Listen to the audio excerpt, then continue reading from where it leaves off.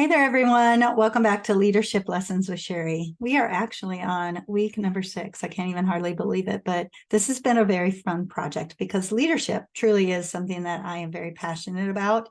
And it's really because I truly see the difference between managers and leaders, and good leaders and maybe not so good managers. Because one thing about management, it's more about checklists. And I'm not to say that we don't need managers. We need good managers because things that need to get done, right? And they need to be able to hold people accountable for that in an appropriate way. But a good leader is going to be able to do those things, plus be able to empower their people to be able to have an impact on the world. And to me, that's what it's all about, making sure that other people are able to shine and do their very, very best. So again, that's why I started this podcast. And hopefully while you are on your journey, with me as well, because anybody can be a manager, but I think it takes a very special person, a very committed person, a very dedicated person to be able to become that leader that's going to move the needle in whatever organization, in your family, in your relationships, whatever that's going to be. So thank you for being on board with me on this and on this journey together. I know we can do some great things in the area of leadership. Also, before we get started, my new book came out. I know I talked about it last week that it was coming, and it was actually released on August 15th. It is already hitting bestseller, top sellers in so many different areas on Amazon. I haven't gotten all of the statistics yet for this week. I should get an update probably a little bit later today. But and I'm recording on Monday, so by the time this drops on Thursday, I'll probably have some more information for you. But I'm excited. It really has been a great journey. This one was something, again, leadership being so near and dear to my heart, something that I really poured into my chapter on. And it really talks about my ways that I lead, that I do the work that I do, and that is to lead, to serve, and to love. And that's what it's all about, in my opinion. So be sure to check that out. It's 99 cents right now on Amazon Kindle. You can't beat that. 99 cents. That's amazing. And if you do get a chance to read it, if you would write a review, that would mean a lot to me, because that's what's going to help us, meaning me and the other authors that are in the book, be able to hit that bestseller status. So looking forward to seeing the future for that book. Having said that, let's get started with this week's topic. Each week, I try to think about what are pressing things that are coming out in the world about leadership. I do a lot of observing. I have to say that, of course, I had to work on a master's degree to be able to move into the leadership role I had in public education. But book smart and real life smart can be two different, completely different things. I really find that, yeah, you have to have the textbook smarts, right? You have to know the knowledge and skills that are necessary for you to be able to do the job. But when you can think about the real world and what's happening around you and how people handle it, I think that's also just as valid of an education as what you would receive in college or through courses. I do truly believe in education, but I also believe in experiences and observations and things like that just as much. When I was going through that program, I learned more from observing what to do and, of course, what not to do from several people, but not just people that were in my own organization or my own network. I watched everything. And I even do so now because I'm always trying to perfect my skills. But I watch how people on the news stations handle things. I watch the Today Show each morning as I'm getting myself ready for the day and eating breakfast, hanging with the dog a little bit, drinking my coffee. I like the Today Show because I do feel that the people on the anchors on that show are a little more real, maybe, than on others. Just my personal opinion. No offense to anybody. But I also have this thing, I watch Hoda Kotb very closely. I like how she handles herself in public.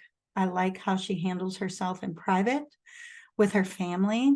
with her profession. There's just something about her. She is one of those people that I see as a role model, that she's kind of a no nonsense, that she's very strong. And I watch how she handles questions and conversations, and even times where something might come at her that she doesn't necessarily have an answer to right away. And you can kind of tell that a little bit. I watch how she handles that. I watch how people in the real world, people that I had a conversation with another principal the other day about moving forward and maybe possibly subbing at this school so that I can stay grounded in the world of education. And I listen. I listened to how he handled some of the conversation. And once you do this for a while, you kind of know where you kind of go, oh yeah, that's a really great thing. And I don't know about that one. He's a great guy, but I do know he did mention that he's brand new into his role. So, he's going to be learning and growing as well. And then one of the biggest things that I've been kind of obsessed with lately is podcasts. I've been really listening to a few different people on podcasts, and I re-listen to them sometimes. So I'll listen as I'm walking, but then I might think, oh, there's something very valid in that conversation. I'm going to sit down when I get back to my office and I'm going to take some notes. Just because sometimes we all have to hear things more than once, right? To be able to make it valid or to make it internalize with us. And I listen to how people handle some of the conversations. And again, sometimes I think, wow, yeah, I like that. And then sometimes I think, I don't know if I would have handled it quite like that. And again, it's all personal preference. But I did want to just point that out, because one thing about leadership is that if you are in a position right now listening to this, and I do have a program that works with up and coming leaders, right? And I emphasize this as well. Take in everything you can. It doesn't have to just necessarily be about the college course or the new college degree that you have to have maybe to get that next position, but it is also about helping you better your skills. And what better way to do that than what's right out in front of you in the real world? So having said that, I've been watching, listening, learning a lot lately. And I came across this social media post the other day that said, and I don't have my glasses on, but I'm going to try to read it here because I wrote it down. It said, great leaders foresee problems before they happen. And I started to think about that, because problem solving is one of those skills that a leader really has to develop and have, right? And there are some things that as leaders we want to delegate. But when it comes to problem solving, you want to have your hand in that, right? Especially if something's going on with your organization that you are responsible for, you want to be a key player in problem solving and being able to get out on the other side successfully, right? And one thing that I learned and I started to realize before I ever became a school leader was that problems are going to happen. They're going to take place. There is not a scenario in the world where, even with the best laid out plan, you're not going to have some kind of hurdle come along, right? Some kind of curveball that you're just not going to be prepared for. Now, of course, I always say the better your plan, the better prepared you will be to be able to handle whatever comes at you. But problem solving is important. And great leaders are able to foresee when problems start to come out before they ever happen. Let me give you an example. I hired on a school leader, informal school leader, an instructional specialist with my team a few years back. It was in the area of language arts, which is my expertise. I also have a math minor, so I can work with my math teachers, but I knew I was looking for a very specific person. This person just happened to be someone that I had worked with years and years prior. And I saw their skills and I thought, okay, this person can probably come on board. Interviewed very, very well, impressed the district committee. Teachers were very impressed that were on the interview committee. And I felt very confident that we would be able to make make some pretty big moves in the area of reading and writing at our campus. So we got on board together. We started talking. First semester went fairly well, didn't have any big concerns, big worries. Second semester, I started to notice a couple things. And I've always been one that I say, when something doesn't feel right in your gut, probably chances are it's not going to be right. And I started to notice a couple things, but at first I thought, maybe I'm just overthinking this. So I kept moving forward. And the second time something happened, I thought, now I'm starting to see a pattern. Now, on the outside, everybody else, including district administrators, had no idea, had no clue that all of this was going on. Teachers were working directly with this person, hearing some of the comments, but no idea that it was possibly going to cause some problems in the future. District level people that did work closely with this person heard the comments, but when I would have conversations with them, they didn't feel like it was something real big and major. To make a very long story short, we went through another semester together and realized that this was just not going to be the thing for us.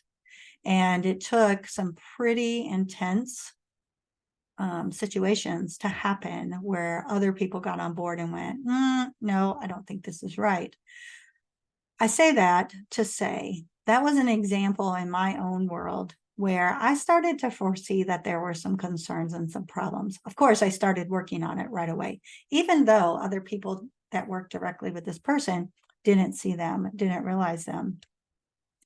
But when you are the leader and you ultimately are responsible and you can see something's going to come here that's not going to be so great, and especially if you can see, for example, my situation, that it's going to affect other people in your organization, that's where you have to start taking on that responsibility. That even though everybody else might not be on board with you about it, take that responsibility to say, okay, I know this is going on. I feel it already. Let me get behind the scenes on this. Let me start thinking about the direction in which we're going to go on this. And let me make sure that I can control as much of the damage as I possibly can in this process. So again, I leave you with that quote: great leaders foresee problems before they arise. And I think that that is something that you definitely can develop as a skill. And a lot of it has to do with observing. And that's why I started today's conversation with the whole fact of observing and learning from each other, because it might be one thing on paper. It might seem one way when you have that bird's eye view, but when you actually get down to the nitty gritty and you actually see and feel, and something doesn't feel right in your gut, go with it, because chances are it's not right. And that is one of those super skills that a leader possesses and is able to keep their organization as well in check as they possibly can. All right, y'all. That is this week's little thought from me. Hopefully you're gaining from this. If you are, please be sure to share this with others. We can't grow, of course, if we don't know. And I can't get the message out there if I don't have eyes on this podcast. So make sure to share Leadership Lessons with Cheri. Get on Kindle or Amazon and get that Kindle version for 99 cents of the book. And if you want to, subscribe to this channel as well, because that will make sure that you get our weekly episodes, or my weekly episodes, directly delivered to you. Okay. Thanks for tuning in, and I'll see you next week on Leadership Lessons with Cheri.